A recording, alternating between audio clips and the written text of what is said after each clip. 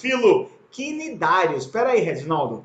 Quem são os quinidários? Esse nome aqui, antigamente, chamava de selenterado. Então, você já ouviu falar, você já viu questões, já resolveu exercícios, já viu até apostila de colégio e livros e sites de internet dizendo que os quinidários são os selenterados. Bem, por que houve essa mudança, Reginaldo? E que, de fato, quem são os quinidários? Os quinidários formam um grupo monofilético que apresenta o que nós chamamos de quinida. E o que é a quinida, Reginaldo? É uma organela relacionada à defesa e ataque, que libera substâncias urticantes ou, como alguns citam, tóxicas. Reginaldo, quem é essa quinida? Alguns autores chamam também de nematocisto. E essa organela está presente em um grupo especial de células chamadas de quinidócitos ou quinidoblastos quando são mais jovens. Bem, Reginaldo, características gerais desses caras é igual ao dos poríferos, é? Não. A gente vai fazer algumas comparações aqui, ó. Então vamos lá. Todos são aquáticos. Ah, não. Eu vi um quinidário na montanha, no Alpe, não sei de onde. Epa, não era um quinidário, podia ser qualquer bicho aí. Nem muito menos um equitodermo, né? Esses daqui são todos aquáticos. Quem são? Se você perguntar, peraí, a maioria é marinho. Tem espécie de água doce? Algumas sim. Reginaldo, quem são esses quinidários? Quem são? Eu coloquei aqui para vocês, ó. As hidras, água-viva, as caravelas, anêmona do mar e vespas do mar. Aqui você tem os grupos representando os quinidários que, de uma maneira geral, apresenta aquela célula que libera uma substância tóxica. Tudo bem? Você já ouviu falar, certamente, que alguém viu a caravela portuguesa e aí ouve lá, tocou na caravela, ficou doendo naquela região? É por causa exatamente dessas célulazinhas que eu vou mostrar para vocês mais na frente, ok? Bem, é muito importante, galera, a gente entender o que surge ao longo do processo evolutivo.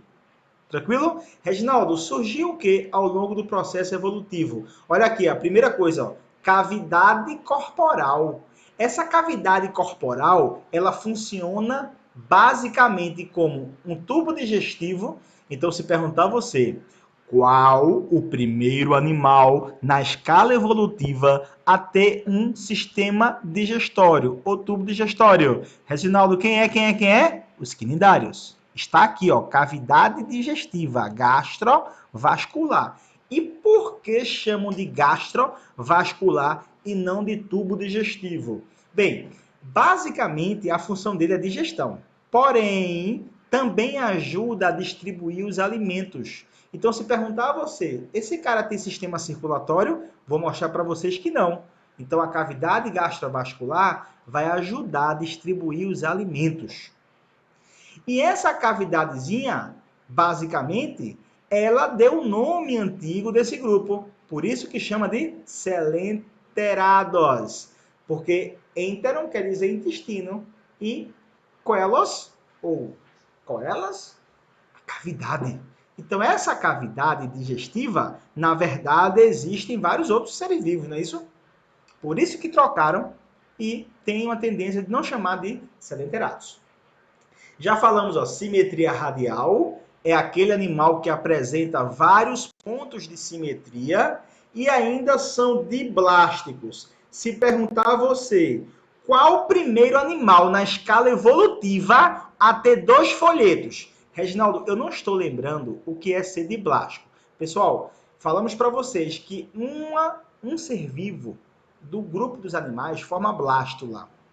Essa blástula se desenvolve formando o que nós chamamos de gástrula.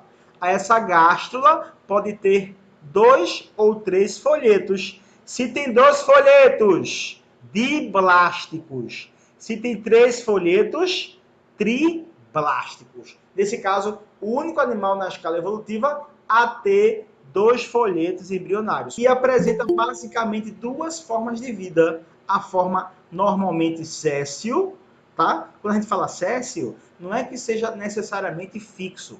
Esse termo séssil para os poríferos é realmente fixo, mas para o para o grupo dos cnidários, os polipóides podem se deslocar por deslizamento ou por cambalhotas. Alguns autores chamam de medipalmos também. E medusoide, livre, natante, eu vou mostrar para vocês daqui a pouquinho.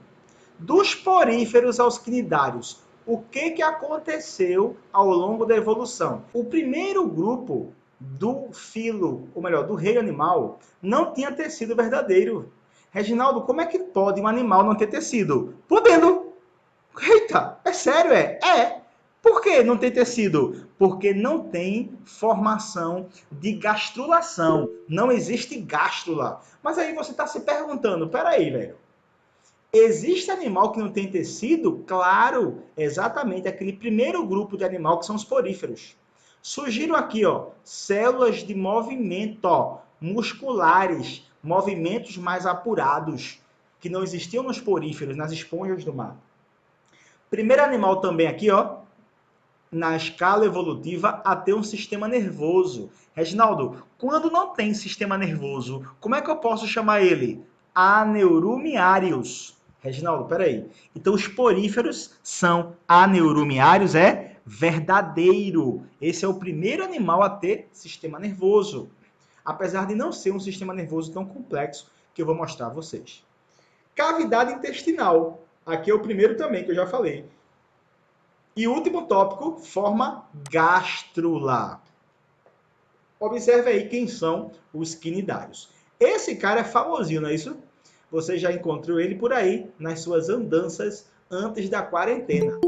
Você já encontrou passeando assim na orla, na areia que a gente chama de praia, não é? Às vezes o cara fala, para tomar banho de praia! Vai ficar todo arranhado.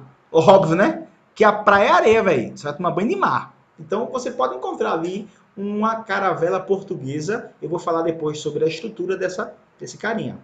Esses daqui, tá vendo esses caras? Olha, você lembra da casinha do Nemo?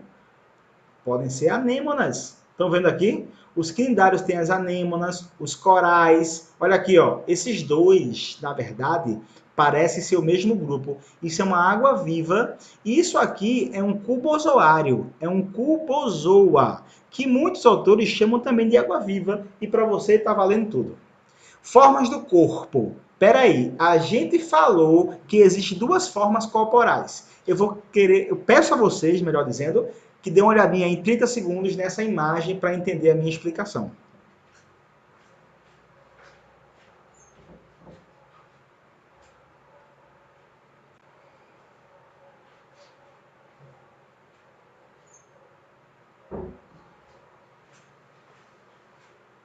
E aí? Tranquilo e favorável? Pronto. Então veja, esses caras, eles basicamente apresentam duas formas corporais. A gente já falou, a forma polipoide, está aqui o pólipo, olha o nome dele aqui, e a forma medusoide. Então, peraí, isso é um pólipo? É. Isso é uma medusa? É. O formato é sempre assim, Reginaldo? Nem sempre. Isso aqui é vamos dizer assim, uma estrutura didática. Agora, tem coisas extremamente importantes e que são constantes nas diferentes formas que você encontra. Por exemplo, o pólipo sempre apresenta a boca voltada para cima. Essa parte oposta à boca, a gente vai chamar de parte aboral. Então, tá aqui, ó, região aboral, ela é associada a um substrato, que é alguma superfície. A região da boca, ela fica livre para o ambiente. Isso aqui é um ambiente aquático, lembrando. Já a forma medusoide, ela fica com a boca voltada para baixo e apresenta sempre esse formatinho de um guarda-chuva. Então vamos entender quais são as estruturas que compõem tanto os pólipos quanto as medusas. Então observe, primeiro vamos analisar as estruturas do corpo, ok? Basicamente, de fora para dentro, você vai encontrar a camada protetora, que faz a mesma função da nossa pele, proteção. Você vai chamar de ectoderme, tá bom? Na verdade, quando isso aqui está formado, como está nessa imagem, os autores podem chamar também, aqui nesse caso, de epiderme, ok? A epiderme é o revestimento externo. Aqui no meio, não sei se você está observando aqui também, ó, está mais espesso, existe a mesogleia, que é uma gelatina, é um tecido conjuntivo gelatinoso que você vai encontrar pouquíssimas células, mas atua como preenchimento desses dois grupos. E a parte interna, tá vendo essa parte interna? Você vai chamar de epitélio interno, você pode chamar também de epitélio da cavidade gastrovascular, ou como os autores chamam de endoderme, a endoderme do tubo digestivo, ok? Reginaldo, eu vi uma vez uma questão chamando isso aqui de gastroderme. Verdadeiro. Por que gastroderme? Porque é o revestimento interno da cavidade gastrovascular. E essa aqui, como tem a seta mostrando, ó, cavidade gastrovascular. Beleza? Ó, se liga aqui. Esses tentáculos vão apresentar células relacionadas com a defesa, que são chamadas de quinidócitos. Beleza? Então, esses tentáculos vão atacar, vamos dizer assim, vai passar um peixinho por aqui, ele gruda.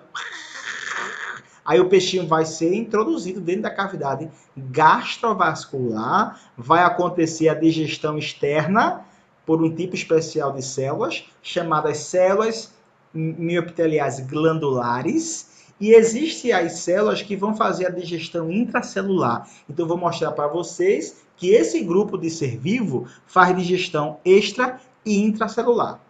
Esse pólipo, na maioria dos grupos, pode se desenvolver por uma reprodução assexuada, e aí pode ser uma estrobelização, formando essas estruturas, que quando são jovens, são chamadas de éfiras. Porém, esses caras aqui, eles na forma adulta são chamadas de medusas. Lembrando que a medusa é uma forma corporal.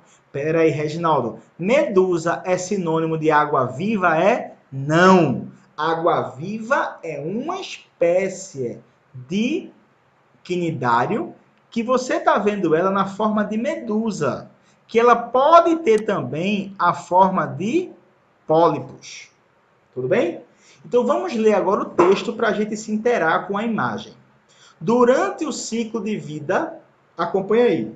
Durante o ciclo de vida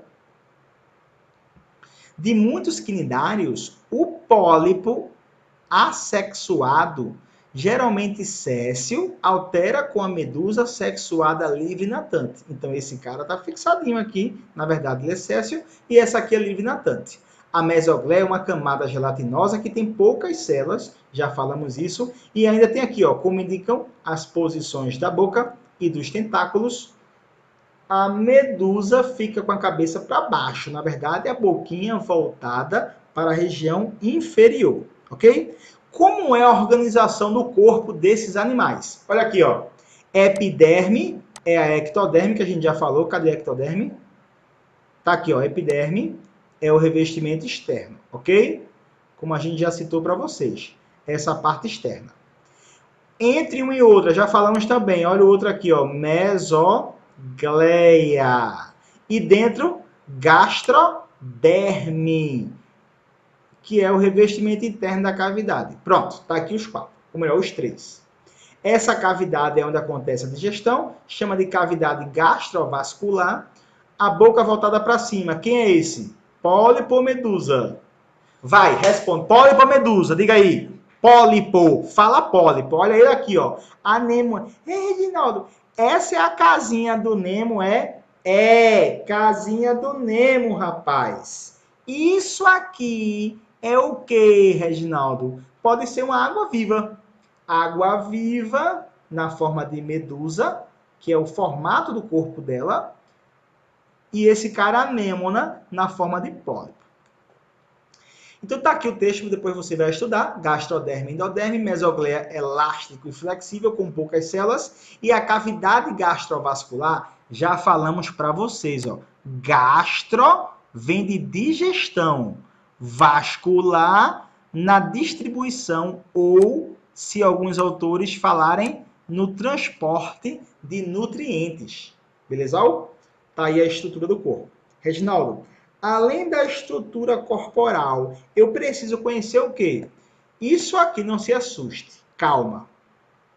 Depois você vai ler com calma. Reginaldo, eu preciso saber o nome de todas as células e todas as funções. Eu vou lhe ser bem sincero.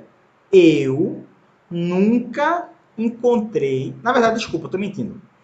Eu ia dizer assim, eu nunca encontrei uma questão sobre isso. Na verdade, eu nunca encontrei uma questão no nosso estado falando sobre isso aqui.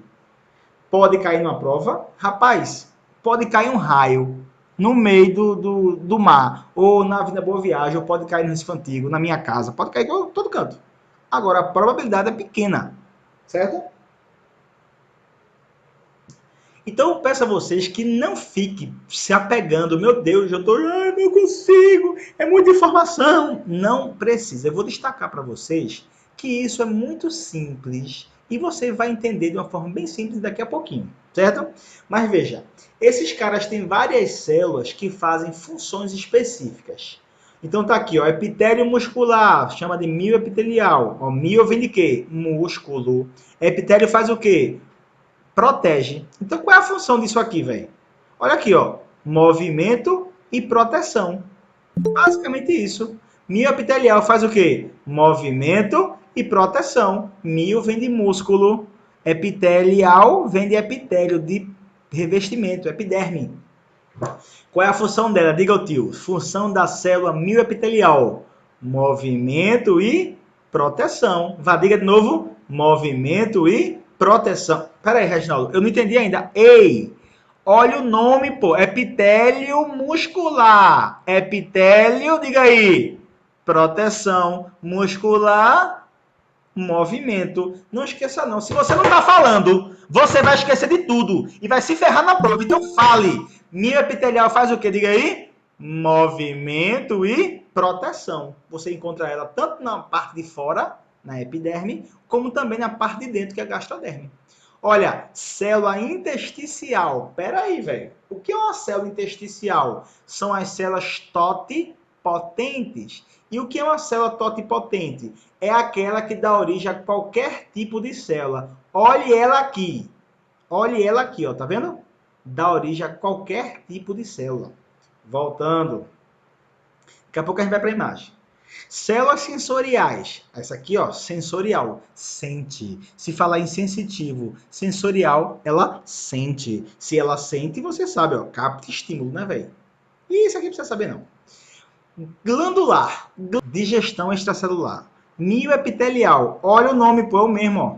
Tá vendo? O que essa faz? Movimento e proteção. E essa aqui? Movimento, proteção, mas também libera, ó, desculpa, libera não, mas também faz digestão intracelular, libera enzimas dos lisossomos para digerir dentro da célula.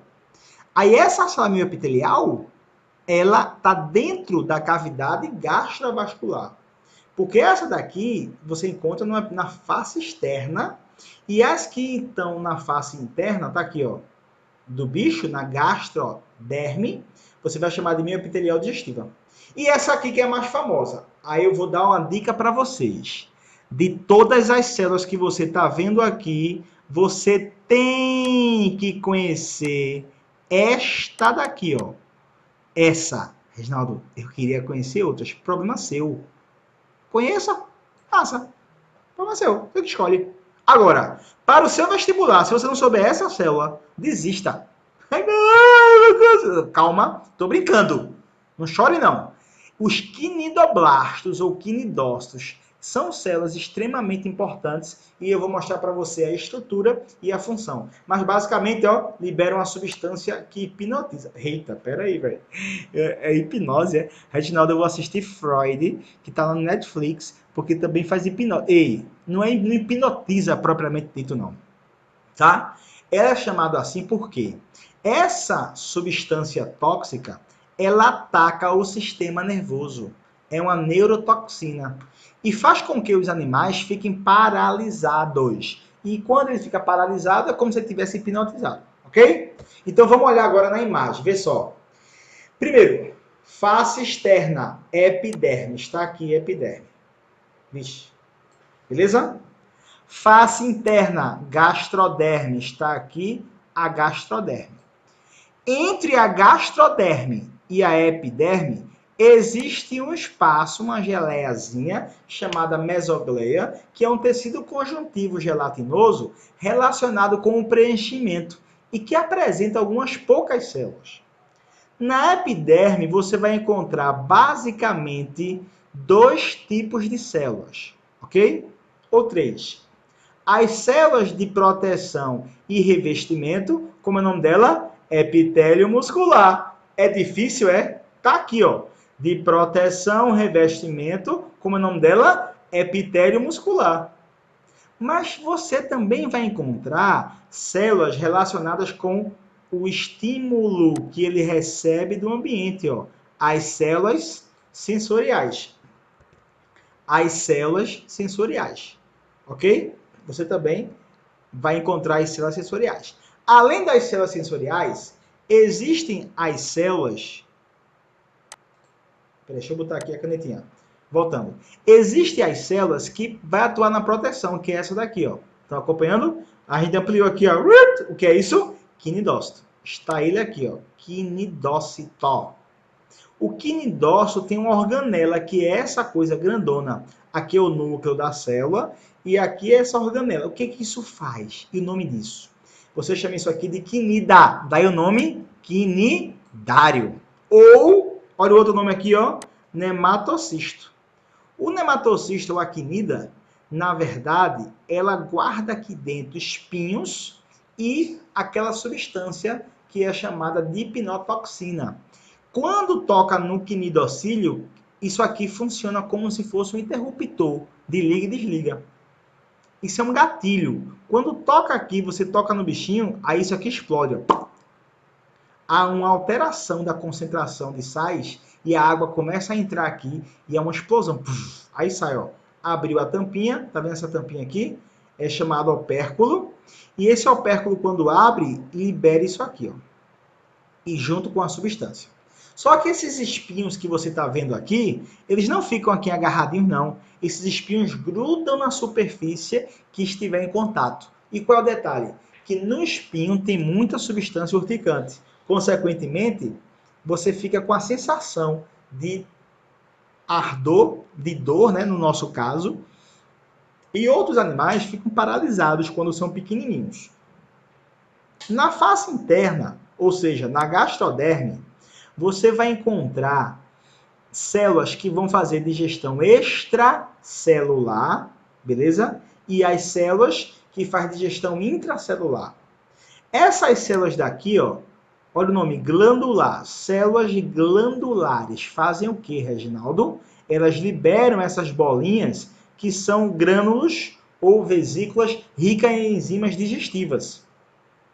E existem essas outras células que tem aqui um flagelinho, tá vendo? Essas células, olha aqui, ó, nutritivo muscular ou célula epitélio muscular digestiva. É a mesma coisa. O que ela faz? Digestão intracelular. Resumindo, face externa, células epitélios musculares, beleza? Célula epitélio muscular faz o quê? O meio epitelial, proteção e movimento. Diga aí. Proteção e movimento. Repita para você fixar isso e não precisar estar estudando. Proteção e movimento. Célula intersticial faz o que, Reginaldo? É a célula totipotente, que já está aqui um pouquinho para fora. Sensorial, capta o estímulo sensitivo. Qual é a única célula que você obrigatoriamente tem que saber o nome dela de todo jeito para qualquer vestibular do mundo? Os quinidócitos. Reginaldo, eu vou fazer o Enem por experiência. Tem que saber, pô, isso aí. Eu vou fazer o Enem a Vera. Tem que saber. Eu vou fazer o SCA. Tem que saber. Eu vou fazer o vestibular para entrar na NASA. Tem que saber. Essa célula. Bem, e por fim, aqui você tem a cavidade gastrovascular, que funciona como um tubo digestivo, mas também como um sistema de transporte, substituindo o sistema circulatório. Quanto à fisiologia, vamos nessa. São carnívoros, então você já viu a imagem aqui, ó, ele pegando um peixe. Depois dê um Googlezinho. E você vai ver esses caras, uns vídeos. Próxima aula eu vou colocar algum videozinho. Eu nem me lembrei hoje. De analisar que tem esse cara absorvendo aqui, ó, tá vendo? Ele vai pegar isso aqui e vai colocar dentro da cavidade digestiva e vai digerir na cavidade digestiva dele. Então surgiu, ó, primeiro animal a ter um sistema digestório, porém é um sistema digestório incompleto. Já falei para você. Por que incompleto? Porque só tem uma entrada. Na verdade, só tem um orifício para a entrada e para a saída. Não é que seja só a entrada. Ele só tem uma abertura que serve para entrar o alimento e para sair também. Ou seja, ele faz cocô pela boca. Tem gente que faz cocô pela boca também, né? Mas é só quando fala algumas coisas assim estranhas. Agora esse bicho não. Ele sempre faz digestão intra e extracelular. Já falamos para você. Digestão extra e intracelular. Só tem uma abertura para a entrada e a saída do alimento. E tem um detalhe aqui, na verdade é uma observação que eu coloquei para vocês. Isso aqui pode acontecer nesses animais, principalmente nas formas coloridas. Quando você observa anêmonas coloridas, na verdade, isso é muito presente também nos corais. Quando se fala em coral, eu acho que você já ouviu falar em um detalhe chamado assim, ó, branqueamento dos corais. Não lembro se você já ouviu falar nisso. O branqueamento dos corais se dá exatamente pelo fato desses animais irem perdendo um grande amigo. E quem é um grande amigo? São esses caras aqui, ó, as algas. Os dinoflagelados e as clorofícias, tem outros também que fazem isso, podem se unir em um processo chamado de endossimbiose. Isso é importante aqui, viu? E estudado em ecologia. E você já estudou também o ano passado, quando você estudou mitocôndrias e cloroplastos, que o professor falou assim, ó, galera, as mitocôndrias e os cloroplastos obedecem à endossimbiose mutualística. E o que é isso? Seres vivos que entraram ou entram em outros seres vivos para viver aí dentro, em uma associação benéfica. Nesse caso, os dinoflagelados e as clorofícias, elas vivem dentro, principalmente dos corais, permitindo duas coisas. Primeiro, eles produzem matéria orgânica e doam para os quinidários para que eles possam se nutrir. Além disso, os quinidários também vão fazer uma frente para eles, né? Tem que ter um benefício mútuo. Por isso que é uma endossimbiose. Na verdade, é uma simbiose, uma associação mutualística, benéfica para os dois. O quinidário vai dar para esses caras proteção e matéria inorgânica, que é o que eles precisam para fazer a fotossíntese. Quanto ao sistema nervoso, ó, sistema nervoso difuso, ou seja, você não tem um local, certo? Que tem uma grande concentração. Observe essas linhas mais escuras. São feixes de neurônios, são redes de neurônio. Se você olhar ou se você observar uma planária, um molusco, você já tem algum lugar que tem uma concentração de neurônios. Aqui não tem, não. Aqui é tudo espalhado de forma difusa. E como é que ele pergunta na prova? Os quinidários têm sistema nervoso de que tipo? Difuso, acabou. Pergunta mais nada, ok? Eu coloquei aqui para você entender que esses caras, na verdade, todas as espécies aquáticas têm que ter alguma estrutura relacionada com a captação de estímulos da água para ter uma noção de profundidade, para ter uma noção de posição do corpo, para ter uma noção de quem está próximo dele, sentir as vibrações da água. Então você tem aqui, ó, estatocista é um órgão de equilíbrio. Informa ao animal a sua posição em relação à gravidade, ou seja, a sua posição em relação à coluna d'água. E as vibrações também. Então, esses aqui são os dois comentários importantes sobre o sistema nervoso. Aliás, os órgãos sensoriais, propriamente dito. Classificação. Basicamente, existem 3 classes, que na verdade existem 4. Peraí, Reginaldo, se decida, pô. Ei, existem os hidrozoários, cubozoários, sifozoários e antozoários, ok? No nosso estudo direcionado para o ensino médio, vamos considerar 3 grupos de quinidários. As hidras constituem os hidrozoários, a água-viva constitui os sifozoários e a anêmona do mar constitui esses caras aqui, os antozoários. Mas não são só eles não, tá? Eu vou mostrar agora. Hidrozoários ou hidrozoa. Hidra, vou mostrar daqui a pouco uma figurinha. A famosinha caravela portuguesa. E tem uma colônia desse cara aqui, ó, a Albélia. Eu vou mostrar também todinhas.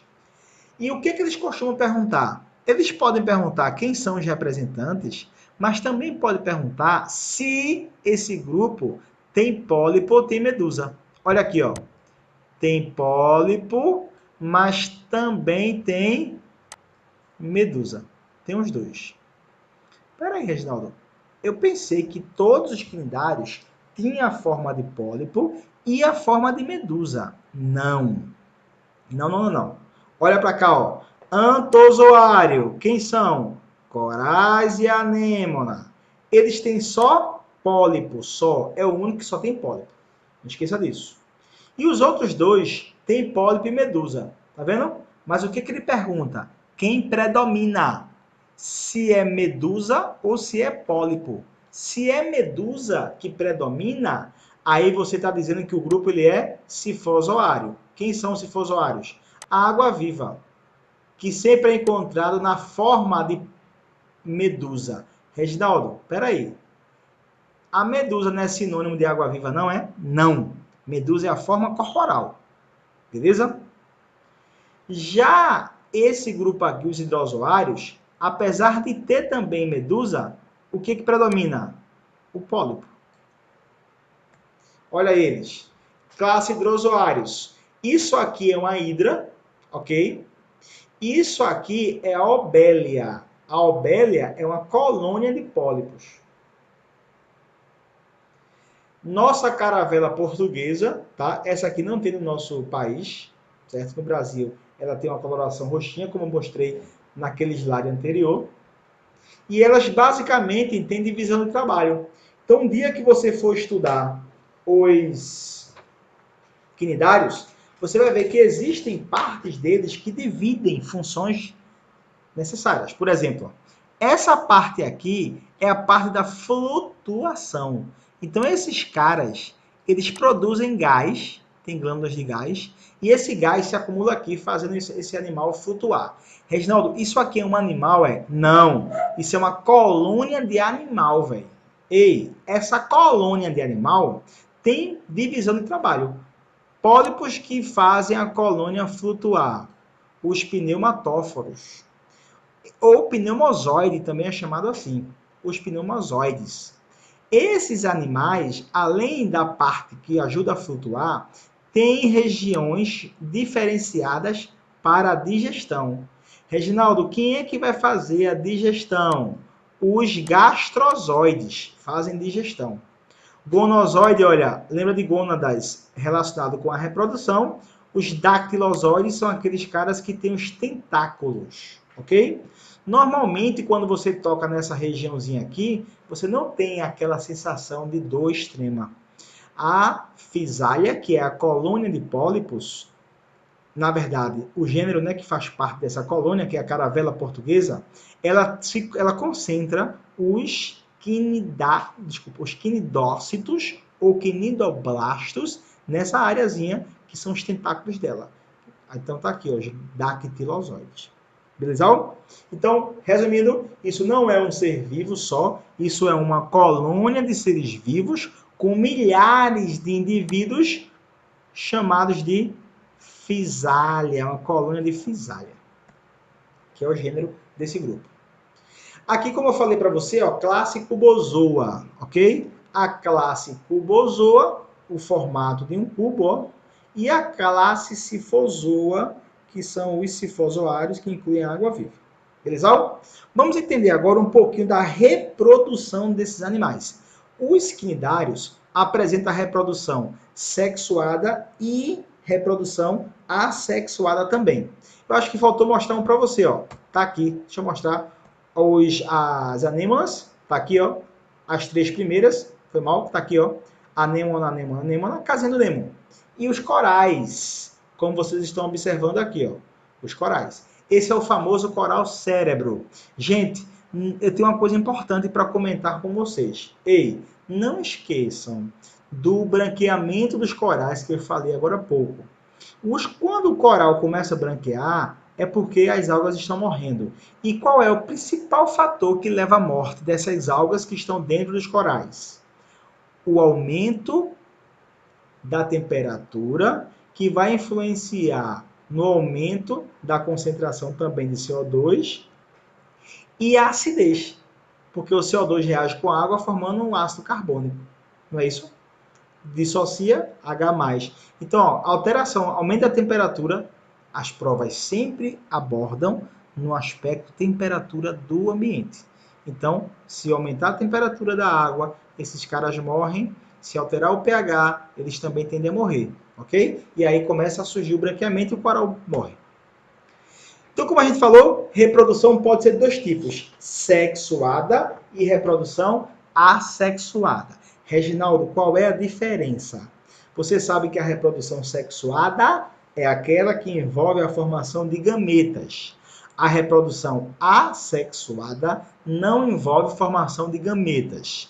Então, eu coloquei aqui o primeiro caso, assexuada, beleza? Quando esse cara faz um brotamento, ó. E reprodução sexuada, como mostra aqui na nossa imagem, você tem uma reprodução onde forma gametas. Então tá aqui, ó. Na reprodução assexuada, você pode ter brotamento.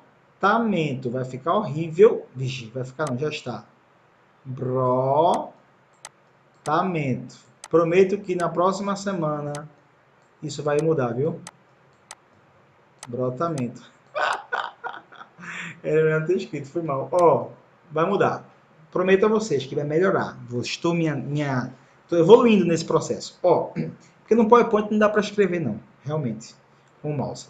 Então veja, na reprodução assexuada que acontece por brotamento. Já na reprodução sexuada tem que ter o quê? Gameta. Tá aqui, ó. Espermatozoide produzido por um ser vivo, nada e fecunda o óvulo dentro do outro ser vivo. Então, a reprodução, ó, tá vendo? Ela é uma reprodução cruzada.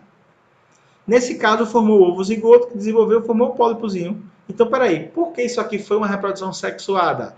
Porque houve participação de gametas. E quando é uma reprodução assexuada? É porque não houve formação de gametas. Acontece isso por brotamento. Olha outro caso aqui, ó. Que eu vou te mostrar a reprodução assexuada e sexuada também nesse ciclo. Reginaldo, cadê a reprodução sexuada? Na verdade, esse ciclo tem os 2. Por isso que a gente chama assim, ó, metagênese ou alternância de gerações. Nesse caso aqui, você vai ter uma colônia, que eu já mostrei para você, essa é a obélia. Essa colônia tem uma área especial relacionada com a reprodução, chamada gonozoides. Os gonozoides sofrem uma diferenciação, ou seja, uma reprodução assexuada para a formação dessas pequenas estruturas, que são chamadas de éfiras. Pera aí, Reginaldo, o que é uma éfira? É uma medusa, só que é pequenininha. É a mesma coisa que eu chamar de criança e adulto. Pronto. Criança e adulto. Éfira, medusa. Essa éfira, ela sofre diferenciação formando medusas, machos e fêmeas. Pera aí, Reginaldo, eu já vi no livro que a fecundação dos dois aqui, ó, sexos separados, ou seja, são dioicos, não é isso? Tem o menininho e a menininha. O menininho e a menininha libera o gameta, olha, o gameta entrou, fecundou aqui dentro. A fecundação pode ser interna, mas no próximo slide eu vou mostrar a vocês que essa fecundação pode acontecer também fora do corpo, ok? Pode ser externa. Você pode encontrar os dois. Eu acho que eu coloquei a imagem, vou depois comparar. Então tá aqui, ó. Eu tenho uma região específica para a reprodução que produz o gameta, normalmente por brotamento, tá? alguns podem ser por estrobilização, que eu vou mostrar no próximo slide. E esse cara, quando está adulto, está maduro sexualmente, libera gametas que fecundam e forma uma larva. Não esqueça, quando forma a larva, acompanha aqui, ó, o nome do desenvolvimento ele é indireto, porque forma a larva. E como é o nome da larva? Plânula. Pera aí. Eu lembro que existe uma larva nos poríferos. Como é o nome da larva dos poríferos? Parênquimula ou anfiblástula. Como é o nome da larva dos quinidários? Plânula. Reginaldo, tem que saber isso? Tem, porque isso define em uma questão o grupo. Quando se fixa, esse cara vai se desenvolver e formar a colônia. Então esse ciclo aqui, ó, essa parte foi sexuada, já essa parte aqui foi assexuada. Isso quer dizer o quê? Que houve metagênese ou alternância de gerações. E esse cara vai surgindo, ó, tá vendo? Vai surgindo, como a gente já falou, o brotamento, que é uma reprodução assexuada. Olha o outro caso. É a mesma coisa, sendo diferente. Por que é a mesma coisa, sendo diferente? Porque esse cara faz a reprodução sexuada, forma a larva ao desenvolvimento indireto, tem alternância de gerações, ou seja, tem a parte sexuada e a parte assexuada, e basicamente a mudança é a seguinte. Tá vendo o pólipo aqui? O pólipo, ele sofre um processo chamado de estrobilização. E essa estrobilização, que é uma reprodução assexuada, tá aqui, ó, forma pequenas medusas, que a gente chamou de éfira. Deixa eu tirar essa imagem para poder você ver o nome. Aqui, ó, éfira, tá vendo? O que é éfira? Medusa jovem. Quando esse cara desenvolve, tá aqui o macho e a fêmea. Esse cara produziu espermatozoide, fecundação interna, formou o zigoto, desenvolveu, ó, formou a larva. Como é o nome da larva? Plânula. Fixação formou o jovem. Desculpa. Formou o pólipo. O pólipo, quando está novinho, ó, assim, ó, você pode chamar ele de cifístoma. Então, o que é um cifístoma? É um pólipo criança. O que é uma éfira? É uma medusa criança. Beleza? Medusa, boca voltada para baixo. Pólipo, boca voltada para cima. Estrobilização, reprodução assexuada. Tá vendo aqui, ó? Assexuada. Fecundação, reprodução sexuada. Já falamos.